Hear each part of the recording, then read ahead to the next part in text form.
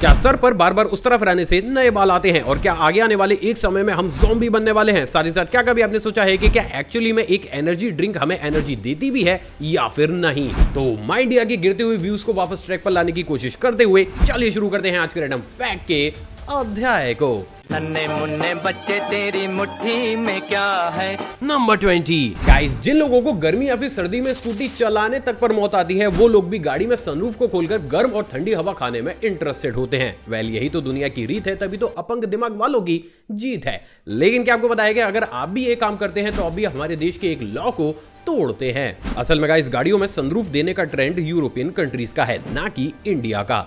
और इसलिए इंडिया के एक लॉ के अनुसार अगर आप भी किसी मेट्रो सिटी में गाड़ी के सनरूफ को ओपन करके उससे बाहर निकलकर गाड़ी चलाते हैं तो फिर उस कंडीशन में आपको 5,000 रुपए तक का फाइन या फिर आपको लाइसेंस कैंसिलेशन जैसी चीज को भी फेस करना पड़ सकता है। तो भैया, फैशन एक तरफ और देश का कानून एक तरफ। नंबर 19। गाइस, आजकल लोग फेमस होने के लिए शादी ब्याह से लेकर मुर्दनी तक अलग अलग तरीके का डांस करने से नहीं चूकते। लेकिन भैया, एक उड़ते प्लेन के विंग के ऊपर डांस कौन करता है यार? असल में गाइस, साल 1927 तक यूएसए में डांस ऑन दी प्लेन नाम के एक ऐसे रियलिटी शो को भी आयोजित किया जाता था जिसमें कॉम्पिटिटर्स कुछ इस तरीके से उड़ते हुए प्लेन के ऊपर डांस किया करते थे। And in the last through out the season जो भी कॉम्पिटिटर सबसे ज्यादा अच्छा डांस करता था उसे इस रियलिटी शो का विनर भी घोषित कर दिया जाता था। वैसे अगर सच कहूं ना भैया, अगर किसी को डांस नहीं भी आता, अगर उसे भी उड़ते हुए प्लेन के विंग्स के ऊपर खड़ा करोगे ना तो उसकी भी टांगे ऐसी कांपेंगी कि माइकल जैक्सन को भी पीछे छोड़ देगा। काय का कंपटीशन है ये? 100-200 ज्यादा ले ले लेकिन लैंड कराते।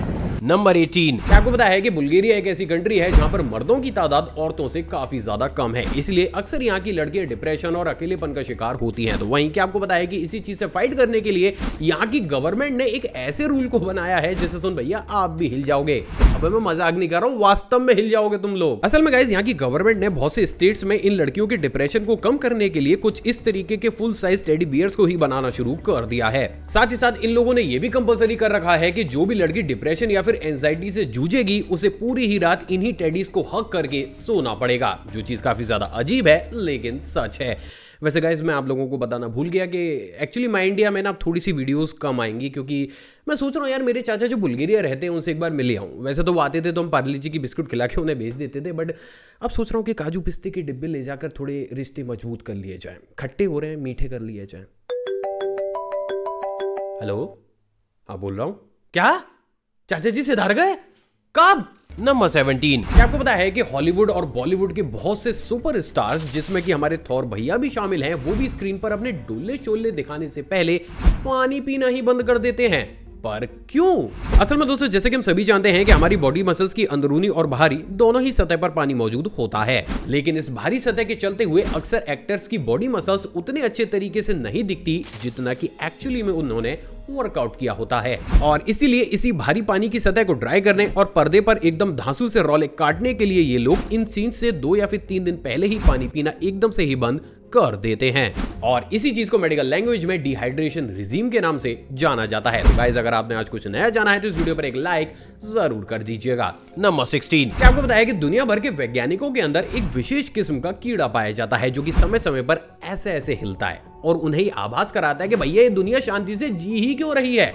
अब मैं ऐसा क्यों बोल रहा हूं, अभी आपको पता चलने वाला है। असल में गाइस, अभी हाल ही में यूएसए और फ्रांस ने इस बात का दावा किया है कि रूसी वैज्ञानिकों ने साइबेरिया की बर्फ में दफन एक 48,500 साल पुराने ज़ॉम्बी वायरस को दोबारा से जिंदा कर दिया है, जो कि कुछ ही दिनों में एक चलते फिरते इंसान को ज़ॉम्बी में कन्वर्ट कर देता है। हालांकि ये दावा सही है या फिर गलत, ये तो आगे आने वाले महीने ही बताएंगे। लेकिन बस मैं इतना कहना चाहता हूँ कि चाचा जी आप सही समय पर फ्लाइट पकड़ के ऊपर निकल गए, क्योंकि भैया इस धरती का भविष्य मुझे ज्यादा उज्जवल ना दिख रहा है। नंबर 15। क्या आपको पता है कि ईरान एक ऐसी कंट्री है जहां की हर दूसरी लेडी आपको अपनी नाक के ऊपर बैंडेज लगाती हुई नजर आएगी?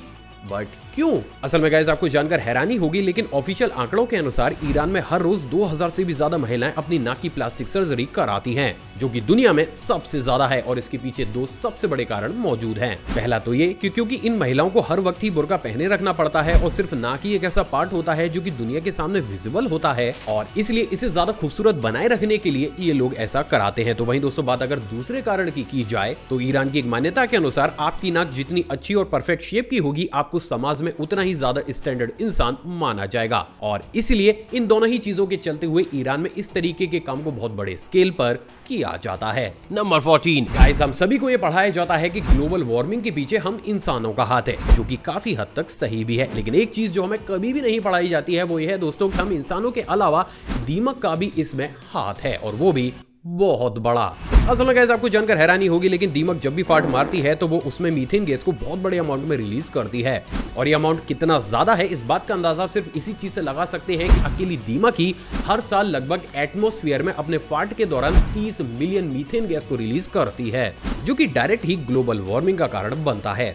लेकिन अब इसका मतलब ये नहीं है कि तुम जाकर दीमक के पिछवाड़े ही दबा दो। भैया फाट है, नेचुरल चीज है। मैं बस बता रहा हूं कि देखो उनका भी हाथ होता है, ये औड़ी टेढ़ी हरकतें मत करना। नंबर 13 गाइस, जैसे कि हम सभी जानते हैं कि जापान एक ऐसी कंट्री है जहां पर भैया रोबोट से ज्यादा काम तो इंसान करते हैं, और इसलिए इन लोगों को लगातार कई दिनों तक अपने जूतों को पहना रहना पड़ता है, जिसकी वजह से अक्सर इन्फेक्शन होने के चांसेस भी काफी ज्यादा बढ़ जाते हैं। लेकिन भैया टेंशन की कोई बात नहीं है, क्योंकि अभी हाल ही में जापान की कंपनी ने इन्हीं एम्प्लॉयज के लिए एयर कंडीशन जूतों को भी बनाना शुरू कर दिया है, जो कि ऑटोमेटिक जूते के अंदर के टेम्परेचर को मेंटेन कर पैरों में पसीना आना ही बंद करा देते हैं।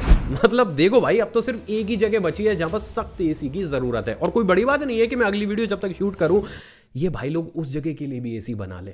विचित्र परंतु सत्य है। नंबर 12 दोस्तों, आपने भी बुक्स या फिर थ्योरीज में इस चीज को तो जरूर पढ़ा होगा कि जब भी हम किसी भी चीज को लर्न करते हैं या फिर अपने दिमाग पर काफी ज्यादा प्रेशर डालते हैं तो उस कंडीशन में हमारे ब्रेन सेल्स काफी बड़े स्केल पर एक्टिव हो जाते हैं, और कभी कभी इस कंडीशन में तो वो अपनी प्रोसेसिंग स्पीड को बढ़ाने के लिए एक तरीके के ब्रिज को ही बनाना शुरू कर देते हैं। लेकिन हमें से कितने ही ऐसे लोग हैं जिन्होंने एक्चुअली इस चीज को बुक से ऊपर उठ हकीकत में अपनी आंखों से देखा होता है। दोस्तों वेब की स्क्रीन पर आपको जो वीडियो क्लिप दिख रही है उसमें आप उन्हीं ब्रेन सेल्स के द्वारा बनाए गए उसी ब्रिज को देख सकते हैं, और इस चीज से आप ये अंदाजा लगा सकते हैं कि एक्चुअली में जब हम पूरे कंसंट्रेशन के साथ अपने मैक्सिमम ब्रेन को यूज कर रहे होते हैं तो उस कंडीशन में कैसे हमारे ब्रेन सेल्स हमारे ब्रेन के अंदर रिएक्ट करना शुरू कर देते हैं। तो गाइस इस अमेजिंग फैक्ट पर इस वीडियो पर एक लाइक तो बनता ही है। नंबर 11 क्या आपको पता है कि नॉर्थ अमेरिका की ये फोटो अभी हाल ही में सोशल मीडिया पर बहुत बड़े स्केल में वायरल भी हो रही है, जिससे सबसे पहली बार हमें ये जानने को मिला है कि एक्चुअली में नॉर्थ अमेरिका में सर्विस डॉग की ट्रेनिंग के दौरान उनकी पंक्चुअलिटी को टेस्ट करने के लिए उन्हें थिएटर में कुछ इस तरीके से बैठाकर तेज आवाज में लाइव म्यूजिक शो को दिखाया जाता है।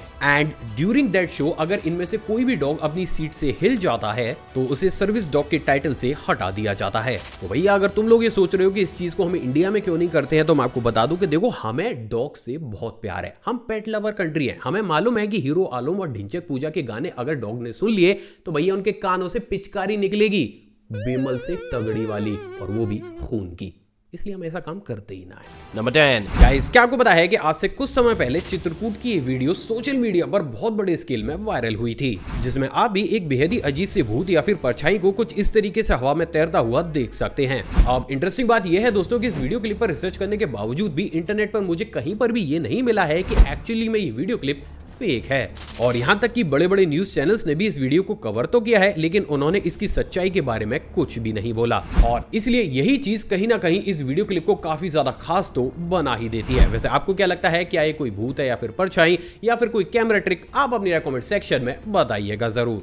नंबर 9 ये तो हम सभी को पता है कि एनिमे का ओरिजिन जापान से हुआ है, लेकिन एक बात जो आप नहीं जानते होंगे वो ये है दोस्तों कि पूरे ही वर्ल्ड का 60% एनिमेशन सिर्फ और सिर्फ जापान में ही बनकर तैयार किया जाता है, और इन एनिमेशंस के लिए वॉइस ओवर आर्टिस्ट बनना एज कम्पेयर टू इंडिया यहाँ के IAS और IPS जैसे एग्जाम्स को क्वालिफाई करना जितना टफ होता है। और यही वो कारण है जिसके चलते हुए जापान के अंदर इन वॉइस ओवर आर्टिस्ट को किसी हॉलीवुड या फिर बॉलीवुड के सुपरस्टार से कम नहीं समझा जाता। साथ ही साथ इनकी सैलरी भी पर एपिसोड इंडियन करेंसी के हिसाब से लगभग 2 से 3 करोड़ रुपए की होती है, जो अपने आप में शॉकिंग जरूर है। नंबर 8 गाइस, अगर आप ऑनलाइन गेमिंग का शौक रखते हैं और MP के किसी सिटी में रहते हैं तो अफसोस भैया आगे आने वाले समय में ये कॉम्बिनेशन अच्छा सा नहीं लग रहा मुझे। असल में दोस्तों मध्य प्रदेश गवर्नमेंट ने पूरी तरीके से साफ कर दिया है कि वो बहुत ही जल्द ऑनलाइन गेमिंग को रेगुलेट करने के लिए एक नए लॉ को पारित करने वाले हैं, जिससे आगे आने वाले समय में ऑनलाइन गेमिंग को काफी हद तक रेस्ट्रिक्ट कर दिया जाएगा, ताकि एक बच्चा लिमिट में खेले PUBG, ताकि आगे आने वाले समय में उसे ना बेचनी पड़े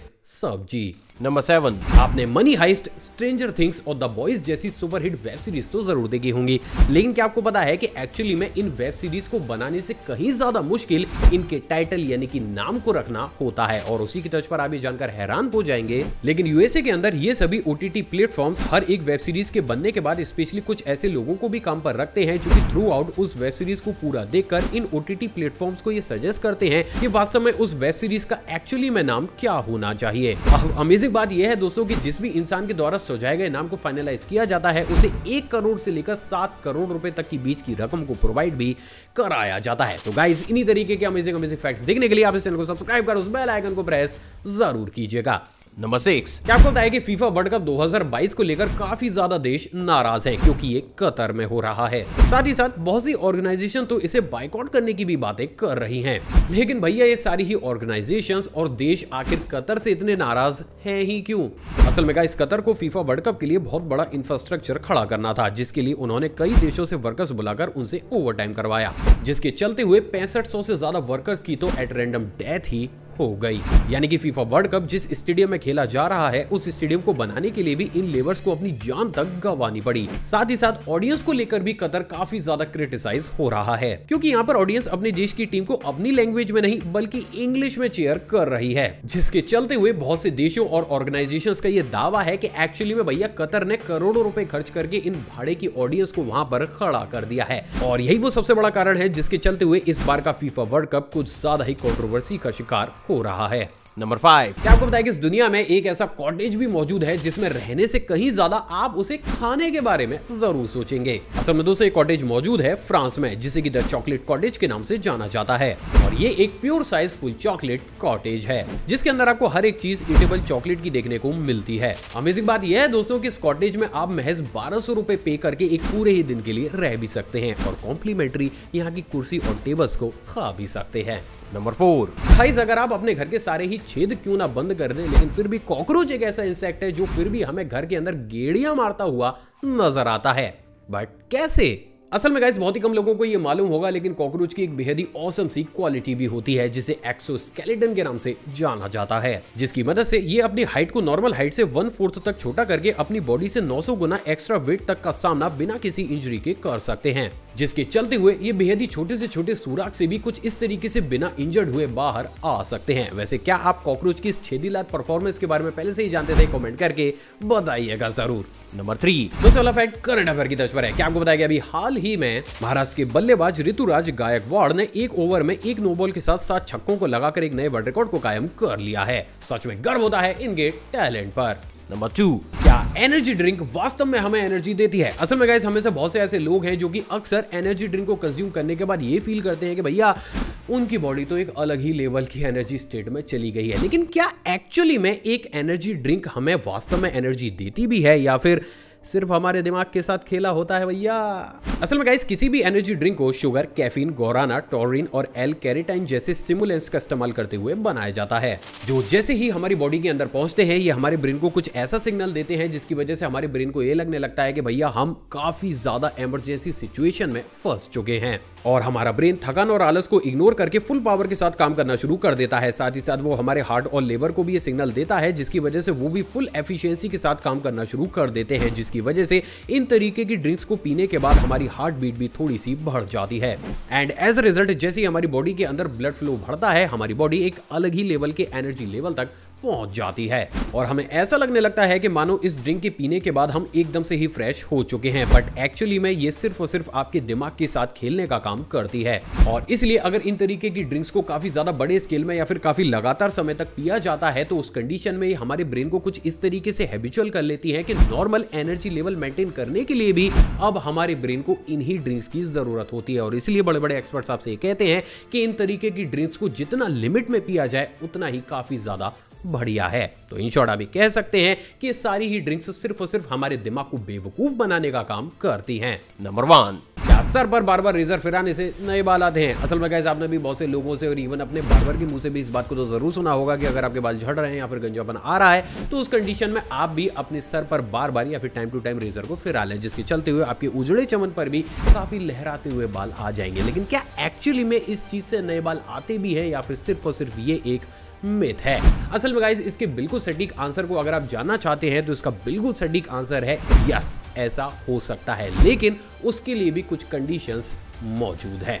जैसे कि अगर आपका हेयर लॉस जेनेटिक है तो उस कंडीशन में रेजर तो छोड़िए, आप आरी प्लास पेचकस कुछ भी अपने सर पर रगड़वाते रहिए, आपके बाल वापस नहीं आ सकते। लेकिन अगर आपका हेयर फॉल या फिर हेयर लॉस डैंड्रफ, इन्फेक्शन या फिर कम ब्लड सर्कुलेशन की वजह से हो रहा है तो उस कंडीशन में जैसे ही आप अपने सर के बालों को उतरवाते हैं तो उस कंडीशन में ना सिर्फ हमारा सर अच्छे तरीके से साफ हो जाता है, बल्कि अगर आप उस पर रेगुलर मसाज करते हैं तो आप ब्लड फ्लो को भी बढ़ा सकते हैं। और उस कंडीशन में over a certain time period आपके बालों की जड़ें जो काफी ज्यादा थिन हो चुकी थी वो भी काफी ज्यादा थिक हो जाती हैं और धीरे धीरे उनसे भी नए बाल ग्रो करना शुरू कर जाते हैं। और इस कंडीशन में क्योंकि सर ज्यादा साफ होता है तो इन्फेक्शन के चांसेस भी गिर जाते हैं और सिर्फ इसी कंडीशन में ही आपके नए बाल दोबारा से सिर के ऊपर ग्रो करने लगते हैं। सो फॉर श्योर आप ये कह सकते हैं कि जेनेटिक हेयर लॉस को छोड़कर अगर बाकी की कोई सिचुएशन है और उस कंडीशन में अगर आप बार बार रेजर से या फिर टाइम टू टाइम आप रेजर से अपने सर के बालों को उतरवाते हैं तो उस कंडीशन में यस, आप अपने नए बाल ग्रो कर सकते हैं। आई होप दोस्तों आज का एपिसोड आपको पसंद आया हो। अगर आपको वीडियो पसंद आए तो इस वीडियो को दिल खोलकर लाइक, शेयर और कमेंट जरूर कीजिएगा।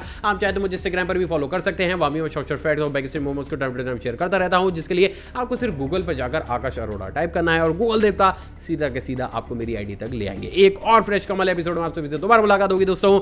जय हिंद।